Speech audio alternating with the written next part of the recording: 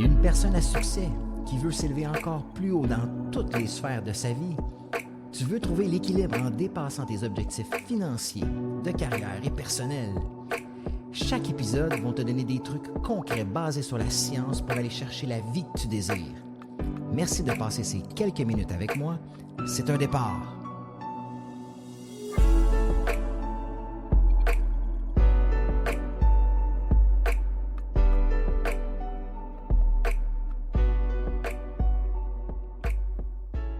Hey, salut tout le monde. J'espère que vous allez bien. J'espère que vous vous portez à merveille et que vous êtes prêts pour un autre épisode du podcast d'Ordinaire à Exceptionnel. Où est-ce qu'aujourd'hui, c'est un sujet que j'ai envie de parler. C'est un sujet qui peut être controversé, mais je me suis basé absolument sur la science, les études pour amener mon opinion sur ce sujet-là.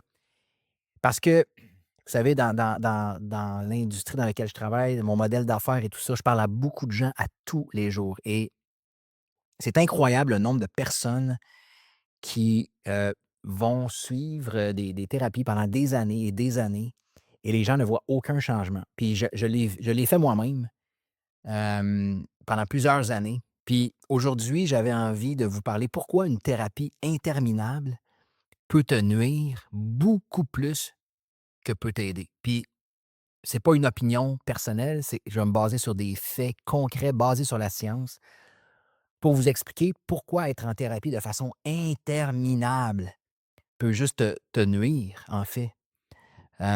Donc, aujourd'hui, on va aller dans ce sujet-là parce qu'il est temps que, tu sais, moi, je me suis éduqué beaucoup aux États-Unis, beaucoup avec les Tony Robbins, Joe Dispenza de ce monde.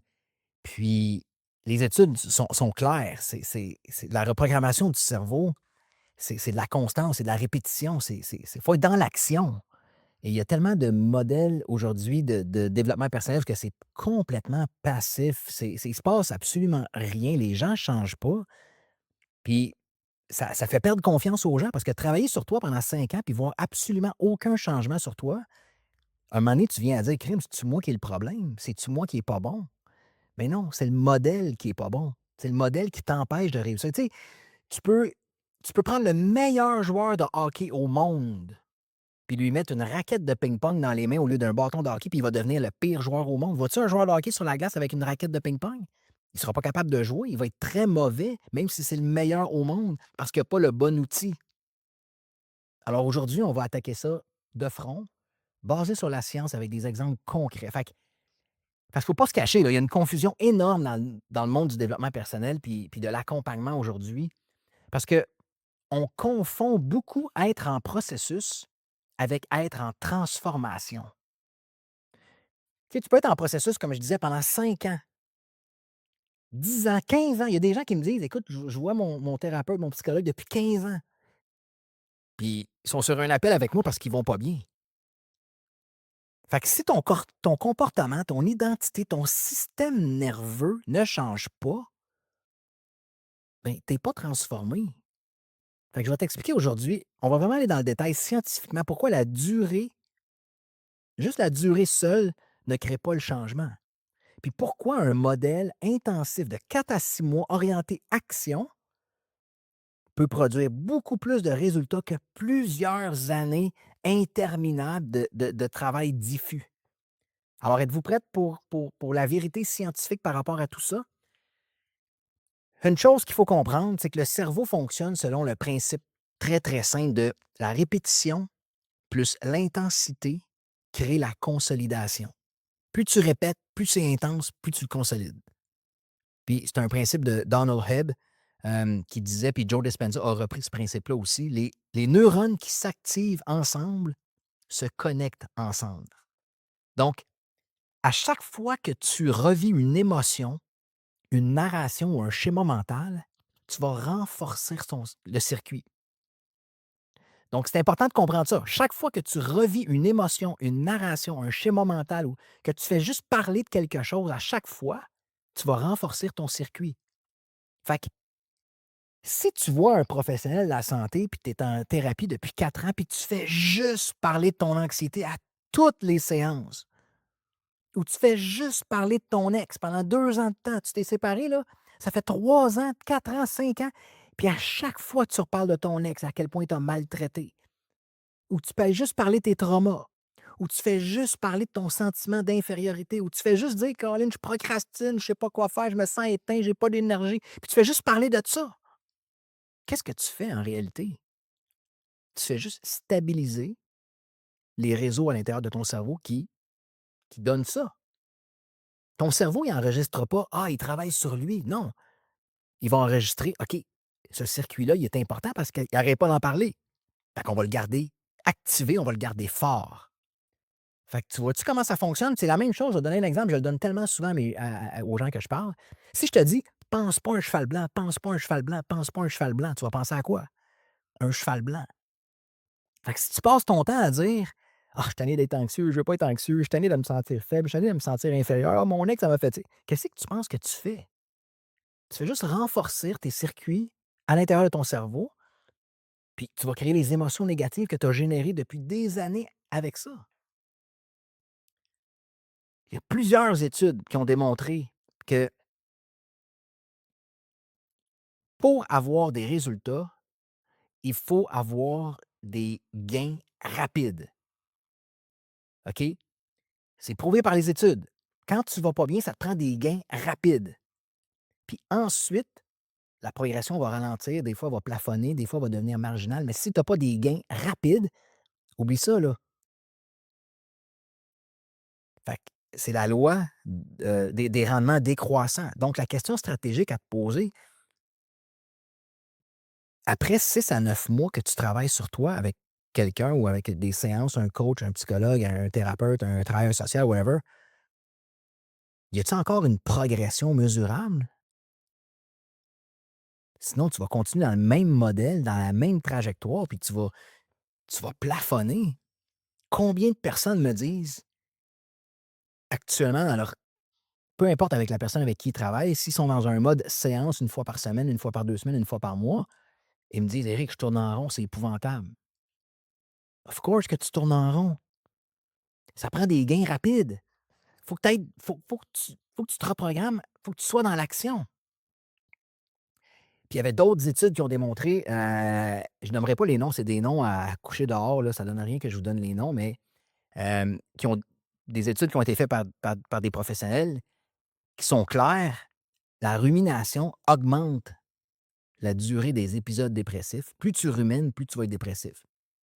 La rumination amplifie la détresse émotionnelle, puis la rumination réduit la résolution de problèmes.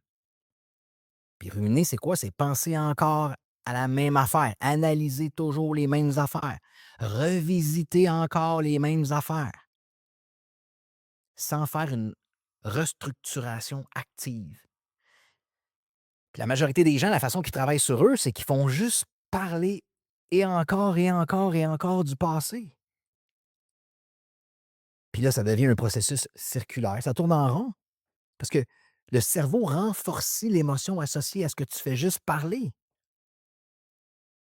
Fait que ça fait du bien de jaser à quelqu'un de tes problèmes sur le coup, mais quand tu retournes chez vous, le circuit neuronal, il a pas changé, tu l'as juste réactivé.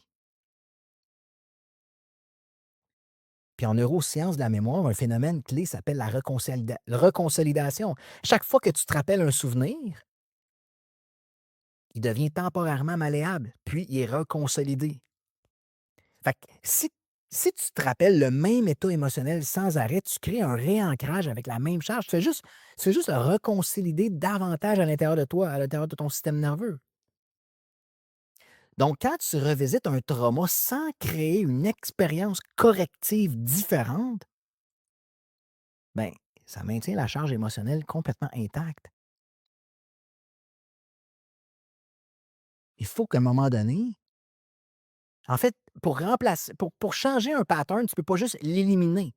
Il faut que tu le remplaces par un nouveau pattern. Alors, quand tu fais le travail sur toi, tu fais-tu juste jaser de tes problèmes, de tes traumas, de ton passé, sans jamais créer un nouveau pattern, une nouvelle connexion neuronale, une nouvelle vision, une nouvelle façon de penser, une nouvelle façon de faire? Si tu ne fais pas ça, tu vas tourner en rond sur un moyen temps très longtemps. Puis le changement passe par l'exposition, OK? Les approches les plus robustes, empiriquement, sont celles qui sont basées sur des expositions graduées, une activation comportementale, une restructuration cognitive active, une expérimentation réelle. Pourquoi? Parce qu'un système limbique apprend par expérience corrective. Donc, l'exposition que tu vas tout le temps être exposé graduellement, activer des nouveaux comportements, des expérimentations qui sont réelles, vraiment de vivre dans l'action. Puis je te donne un exemple, OK? C'est assez clair comme exemple. Si tu as peur de parler en public, puis tu fais une thérapie pendant 1 an pour analyser ton enfance, pourquoi tu as peur de parler en public? Qu'est-ce qui s'est passé dans ton enfance? Qu'est-ce que tes parents t'ont fait? Qu'est-ce que tu as ressenti quand tu étais jeune dans un exposé oral à 8 ans, mais que tu ne vas jamais parler en public?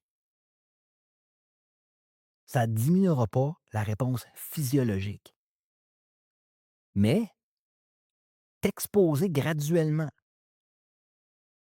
répéter, vivre la preuve que de parler en public, ça ne te tuera pas. Là, le circuit va changer. Tu vas t'exposer graduellement, tu vas être dans l'action graduellement, parce que la première fois que tu vas parler en public, tu vas complètement disjoncter, tu vas avoir peur. Puis je suis la preuve vivante. J'ai été représentant pharmaceutique pendant extrêmement longtemps, puis moi, parler un à un devant un client, c'était facile. Mais moi, 2 ou 3 clients de plus dans la salle ou un groupe où je perds tous mes moyens. Puis, j'ai réussi à faire, il y a quelques années, une conférence devant 250 personnes. Imaginez. Mais je l'ai pratiqué. Je me suis exposé tranquillement. J'aurais pas pu juste parler de mes problématiques d'enfance pendant 5 ans, puis me présenter sur scène devant 250 personnes d'une shot. Oubliez ça, j'aurais gelé bien raide. Je me suis exposé graduellement. J'ai fait des Facebook Live, j'ai parlé à des groupes de 5, 10 personnes. J'ai travaillé là-dessus. J'ai été dans l'action, j'ai eu des expositions graduelles.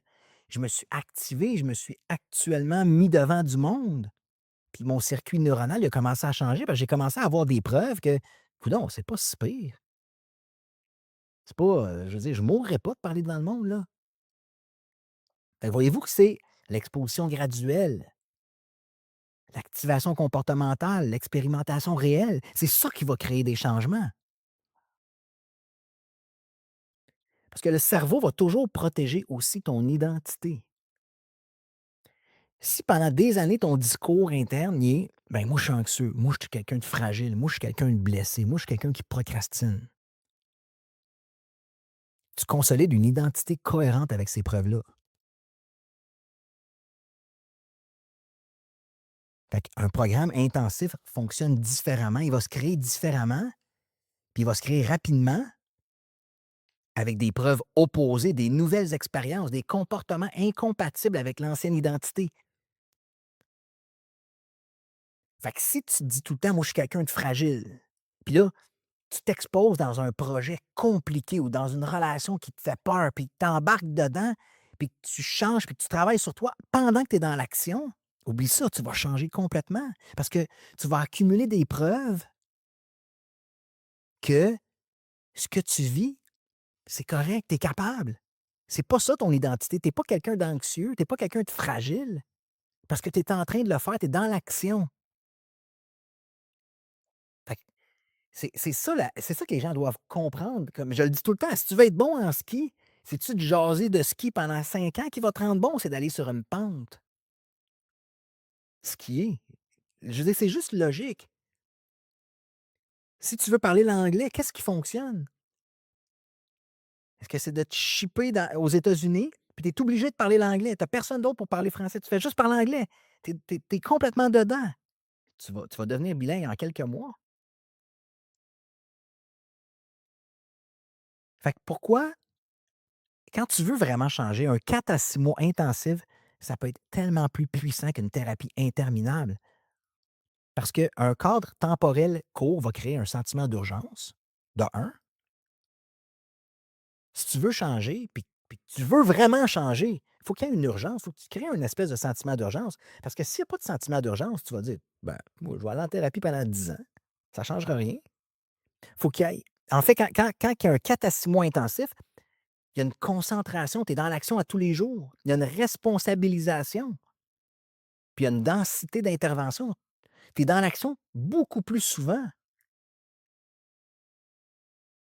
Puis qu'est-ce qui arrive quand tu étires un processus, quand il y a aucune donnée mesurable, puis que tu étires un processus de façon interminable, bien, tu tombes dans une zone de confort d'un processus qui ne te donne rien ou qui te donne très peu ou qui ne te donne pas, en fait, les changements que tu voudrais. Ça ne veut pas dire c'est pas vrai, je retire mes mots, c'est pas vrai que ça ne donne rien, mais ça ça te donne pas les résultats auxquels tu veux absolument avoir. Fait que, tu sais, je donne un exemple concret. Personne A, qui fait 3 ans, 4 ans, 5 ans d'exploration, de compréhension accrue, mais qui a très, très peu de comportements qui sont modifiés puis qui restent dans la même zone de confort. Quel genre de changement il va obtenir par rapport à la personne qui travaille dans un 6 mois structuré, un plan d'action hebdomadaire, des défis, des actions qui sont graduellement mises en place, un suivi de progression, puis une nouvelle identité testée dans la vraie vie. Je pense que poser la question, c'est y répondre.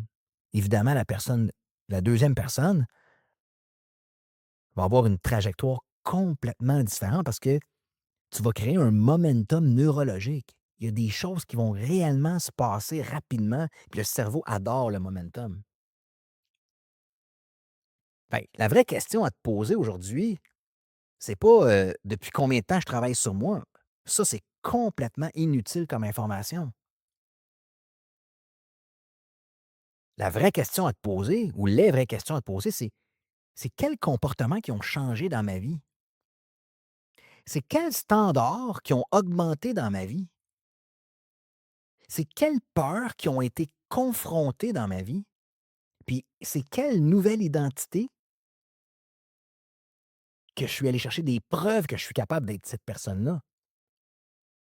Fait que si après 1 an, tu es même pas capable de répondre à ou que les réponses sont négatives, si ça fait 2 ans, 3 ans, 4 ans, 5 ans que tu es en thérapie, une fois par semaine, 2 semaines, 3 semaines, puis je te pose la question, c'est quoi les comportements concrets qui ont changé dans ta vie?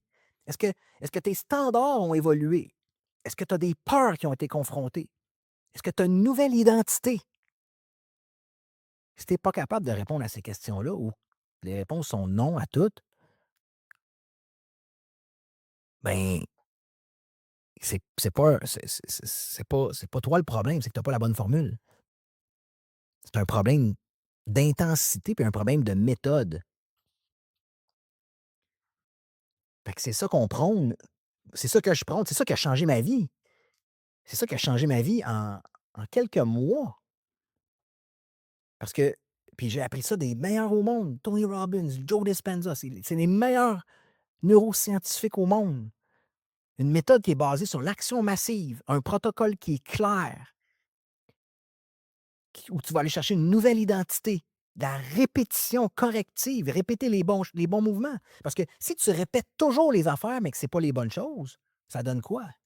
C'est Michael Jordan, un des meilleurs joueurs de basketball de tous les temps, sinon le meilleur qui avait déjà dit: «Te pratiquer 8 heures par jour avec la mauvaise technique, ça te donne rien, parce que tu vas juste devenir un expert à faire les choses de la mauvaise façon».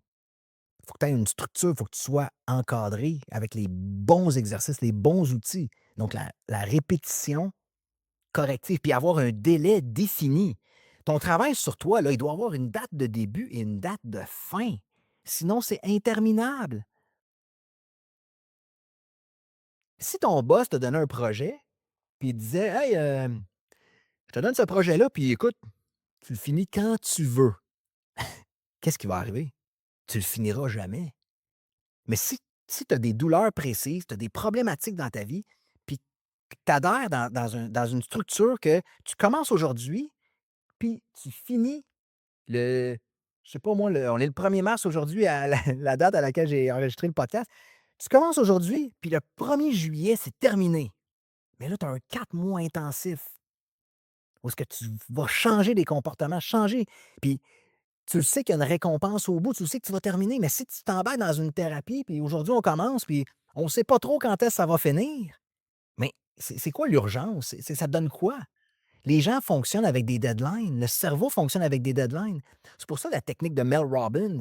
Quand les gens veulent agir, il y a la technique du 5, 4, 3, 2, 1. Est-ce que vous avez déjà entendu parler de cette technique-là? Puis ils utilisent ça dans l'armée avant de partir dans des trucs. OK, on y va dans 5, 4, 3, 2, 1, let's go. C'est que là, il y a une fin. Alors, le cerveau agit quand il y a une fin, quand il y a un deadline. Puis c'est comme ça qu'on doit fonctionner. Un travail sur soi, il doit avoir une fin pour avoir des résultats concrets. Puis à la fin de ton processus, là, tu vas regarder qu'est-ce que tu as amélioré, puis tu peux repartir un autre processus sur d'autres problématiques. C'est comme ça que tu vas évoluer. C'est comme ça que tu vas grandir. Donc, un processus de travail sur soi, c'est pas d'analyser indéfiniment, c'est de forcer ton système nerveux à fonctionner autrement. Fait que c'est pas la durée qui transforme, c'est l'intensité d'intervention. Fait que j'espère que ça t'aide, j'espère que ça t'a éclairé aujourd'hui sur c'est quoi un travail sur soi, c'est quoi les barèmes que tu dois respecter. Puis quand tu fais un travail comme ça, ben, tu te donnes tellement plus de chances de voir des changements concrets. Mais évidemment, on tombe aussi dans des catégories de gens qui se font croire qu'ils travaillent sur eux puis ils ne veulent pas réellement changer pour éliminer la culpabilité. Ils savent qu'ils sont tout croche, ils ne veulent pas changer ou ils ont peur de changer, puis là, ils vont faire un travail sur soi qui donne absolument aucun résultat, mais ça les fait sentir bien. Ah, je travaille sur moi depuis 5 ans, puis tu es à la même maudite place. Aujourd'hui, je m'adresse aux gens qui sont sérieux, qui veulent changer, qui veulent une vie meilleure parce qu'ils réalisent qu'ils ont une seule vie, puis ils veulent que ça change. Bien, c'est la façon de fonctionner. Puis, pour moi qui l'ai inventé, là, basé sur la science. Fait que j'espère que tu as aimé l'épisode. Si tu as le goût d'aller plus loin, prends un appel avec nous. Le lien, il est dans la description de l'épisode en bas. Tu peux aller chercher un appel avec nous. On va t'expliquer comment ça fonctionne. Puis écoute, si ça fonctionne puis que c'est dans ce que tu aimes puis ça fit pour toi, ben qu'est-ce que tu dirais de changer ta vie dans l'intérieur des 4 à 6 prochains mois pour vraiment avoir des résultats concrets et réels? Fait que j'espère que ça vous a plu. J'attends vos appels. Honnêtement, ça me ferait plaisir de jaser avec vous. Sinon, on se revoit la semaine prochaine dans un autre épisode du podcast d'Ordinaire Exceptionnel. All right, ciao la gang, bye!